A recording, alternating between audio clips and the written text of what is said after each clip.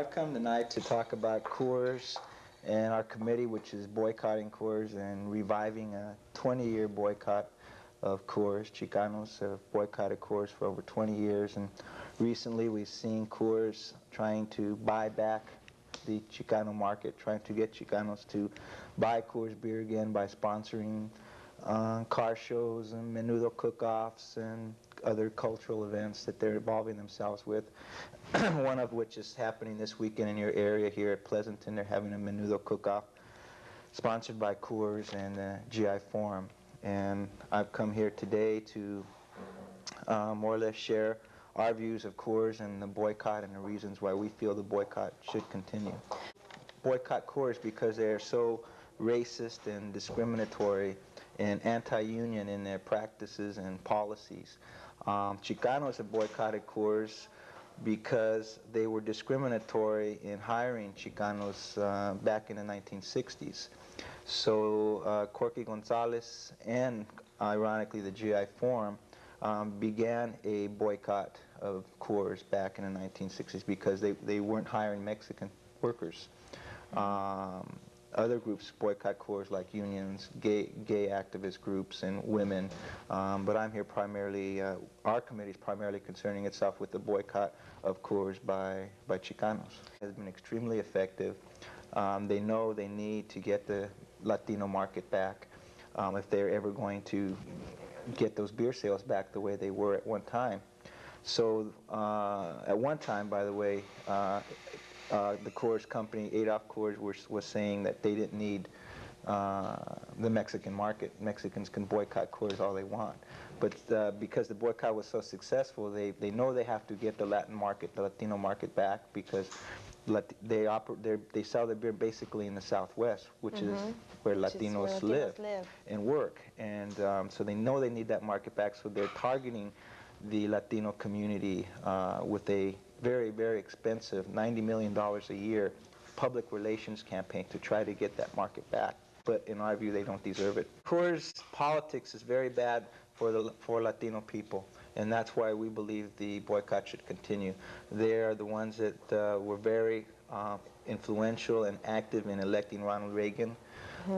They were the ones that created, and through what they call the Heritage Foundation, they wrote the budget for Reagan, a very ultra-right-wing budget and fiscal policy which cuts all the funds and monies that Latino people need to achieve equality and opportunity, such as bilingual education, affirmative action programs, Spanish-speaking ballots, anything of that nature the budget aims to cut, as we're all feeling now, because that budget that's in place by Reagan was actually made by Coors Heritage Foundation.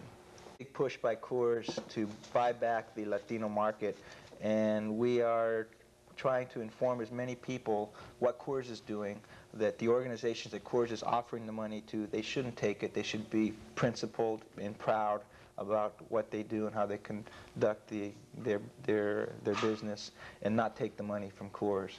They should, and because the Coors money, if Coors is ever successful in getting the profit back from our beer sales, they're going to turn that profit around and put it into their politics, which is in the long run hurting us. So a little menudo cook-off or a car show or whatever, it's just for advertisement, it's just right? for front, and that's all it is. And it's not, in the long run, we suffer.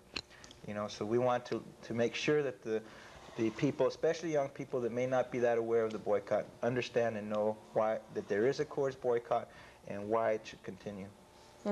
And to the community organizations, even some lowrider car clubs, and trying to make a deal with them so that they can do business together, co-sponsor an event or something, or take money for them and get their pictures in the paper, or hear these lowrider magazine or lowrider car club or GI Forum, you know, shaking hands with Coors Hispanic representatives, trying to paint a picture that Coors is good and doing good things for the Latino community. So they really don't deal with everyday people, right? No, they just deal with basically the heads of organizations, and they do business with them. The average person, the average Latino, still, the vast majority do not drink Coors. We want to make sure that it continues that way. And where Coors has had a big PR campaign going. They sponsored a big concert with Tierra, Malo, and War.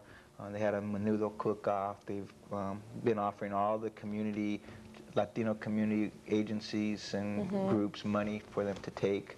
Even the city of San Jose Parks and Rec, money so they can get their pictures taken with them and look like they're nice and they're doing good things, but they're not. So we've been out there, and we've been very effective, and we don't anticipate Coors continuing in San Jose, and we want to spread that to other communities where Coors is reaching out to, and they're reaching out all over the Southwest. Has Coors been trying to negotiate with your committee? No, not at all. Do they of course they know about it, right? There's really nothing to negotiate. We know of their politics, we know what they do. No matter how many Hispanic representatives they hire, their politics remain the same, and they're against the interests of the Latino community.